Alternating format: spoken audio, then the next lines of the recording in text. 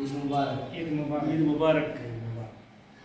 పవిత్రమైన రంజాన్ నెలలోనే పవిత్రమైన ఖురాన్ గ్రంథం అనేది వెలిసింది. పవిత్రమైన ఖురాన్ గ్రంథం అనేది వెలిసింది.